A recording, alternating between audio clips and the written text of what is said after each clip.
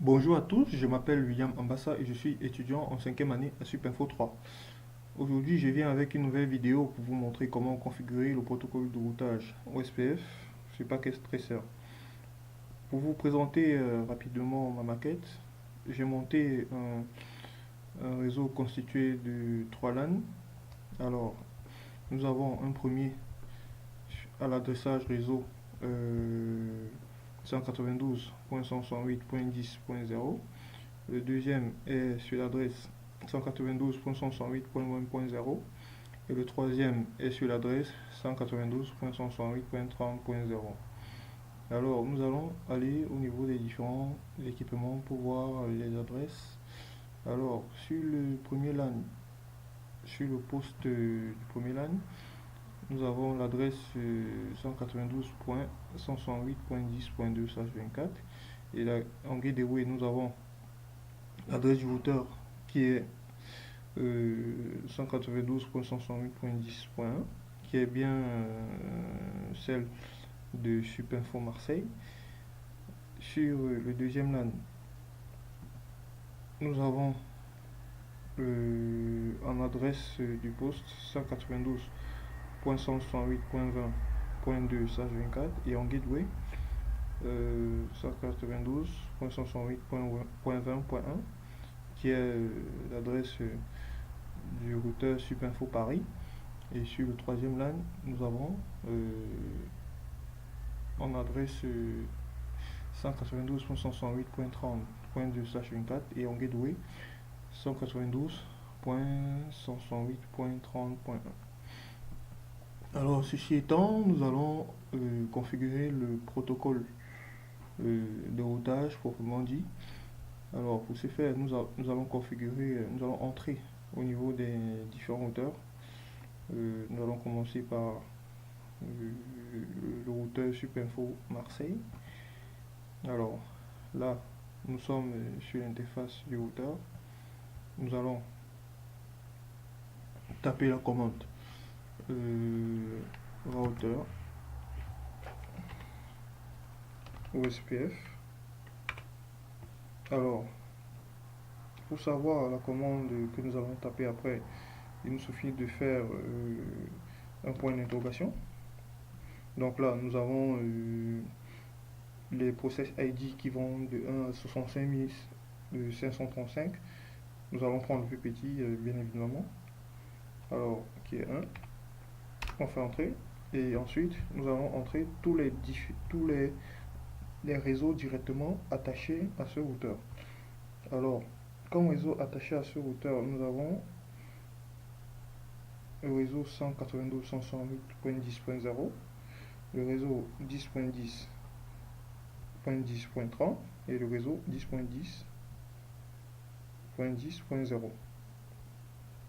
Alors, sur l'interface CLI du routeur Supinfo Marseille, nous avons déjà tapé la commande routeur OSPF.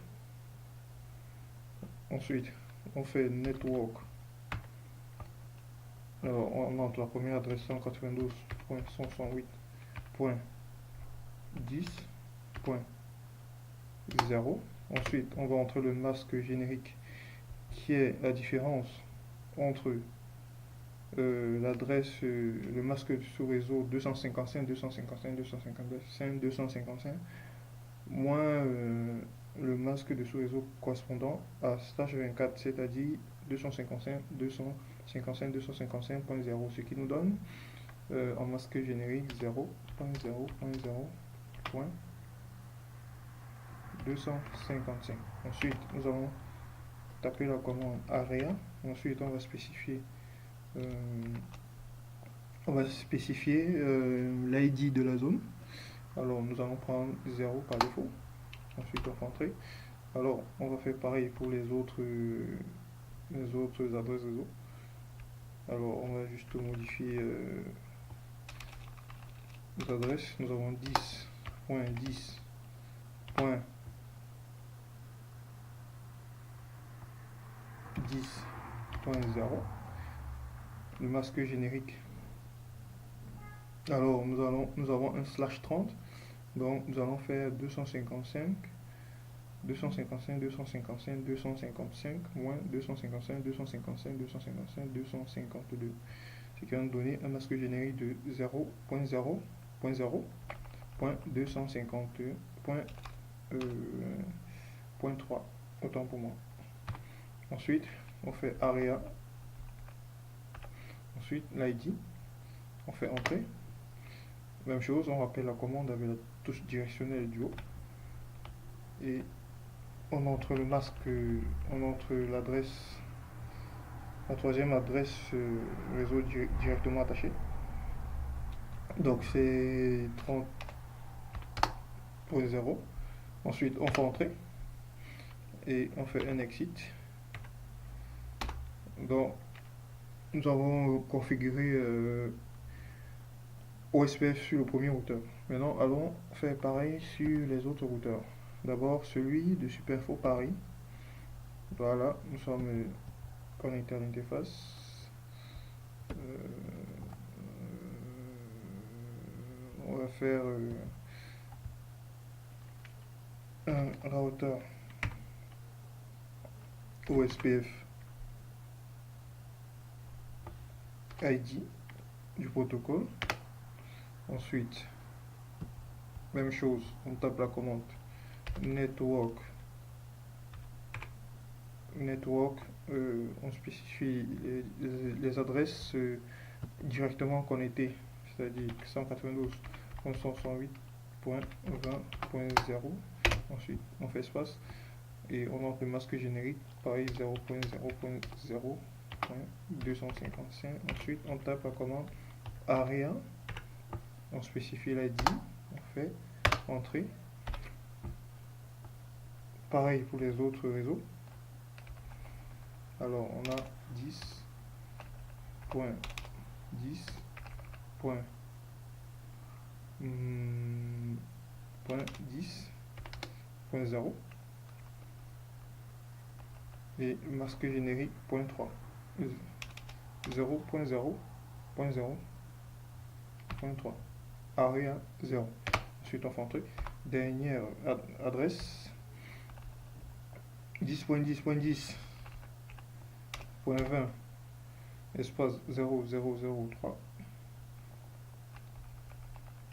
AREA 0. Enfin on fait un exit pour terminer. Et nous sommes bons.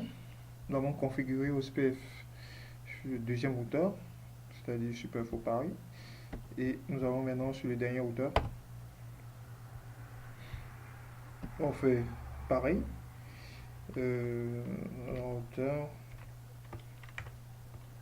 au SPF, ID du protocole, on fait Entrer. Ensuite on fait network,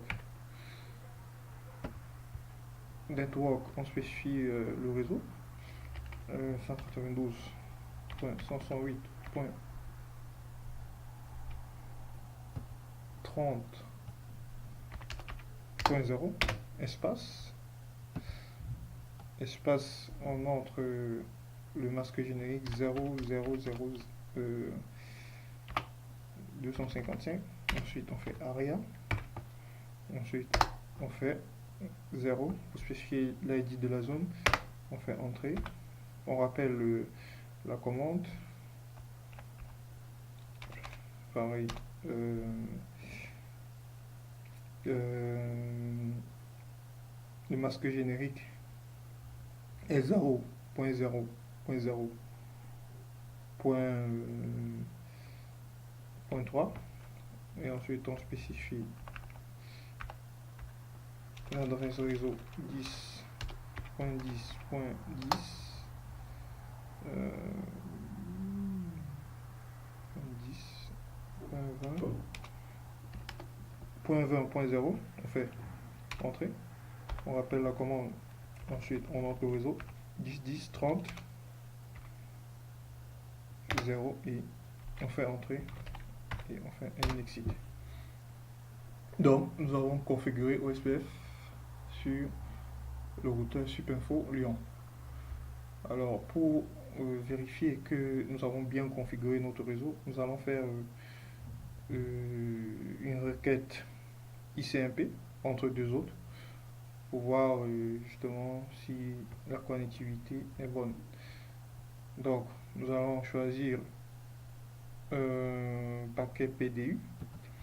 Un paquet PDU, nous allons envoyer de là par exemple à là.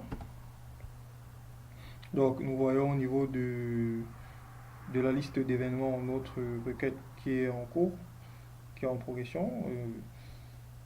Nous allons vérifier au niveau des protocoles, de l'activation des protocoles au niveau de l'éditeur, au niveau des filtres. Donc ici, ça c'est le filtreur de protocole en fait. Donc par défaut, en fait, quand on fait le premier test de simulation, nous avons tous ces protocoles qui sont activés. En l'occurrence, les protocoles mix, les protocoles IPv6, les protocoles et les protocoles IPv4. Donc là, nous avons désactivé tout ce qui est RIP, DNS, BGP, EGP, OSPF, etc. Ici, en IPv6, nous avons désactivé pareil NDP et autres. Ici, pareil, nous avons désactivé tous les protocoles. Donc, nous restons qu'avec le protocole ICMP, qui est le protocole de test, qui est le protocole de ping. Donc, nous allons monter notre simulateur. Nous avons effectué le filtrage de protocole. Nous allons régler le forward, la vitesse de simulation. Donc, nous allons augmenter la vitesse de capture. Nous allons essayer de faire une simulation de notre réseau pour voir si ça fonctionne. Donc, ceci étant, on ferme là et on fait un auto capture.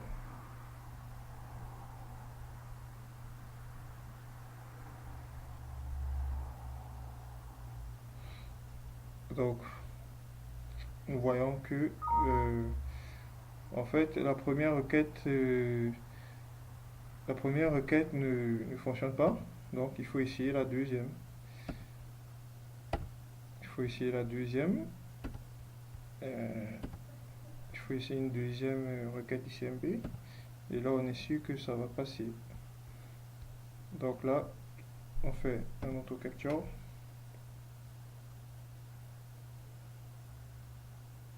Donc nous voyons bien que le paquet est en train de s'acheminer dans le réseau.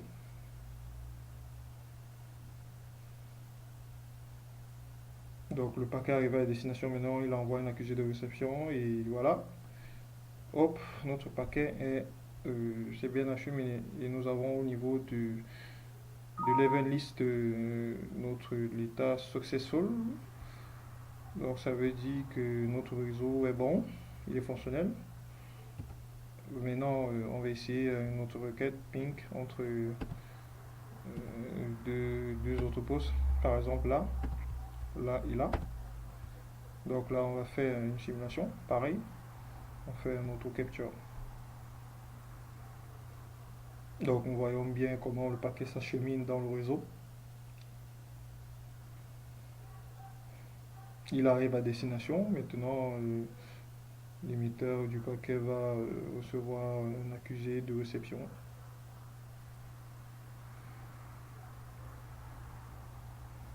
Voilà. Voilà, notre paquet s'est bien acheminé. On va essayer un troisième et un dernier test. Donc entre là et là, progress.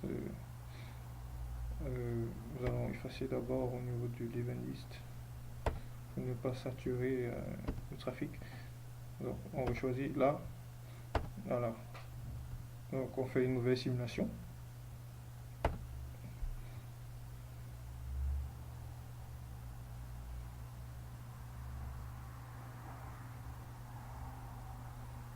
Le paquet arrive à destination et il va rebousser chemin dans le but de d'envoyer un accusé de réception comme quoi le message a été bien reçu. Donc, notre requête est successful, nous avons réussi notre test et notre réseau est fonctionnel. Donc, je vous remercie d'avoir regardé ma vidéo.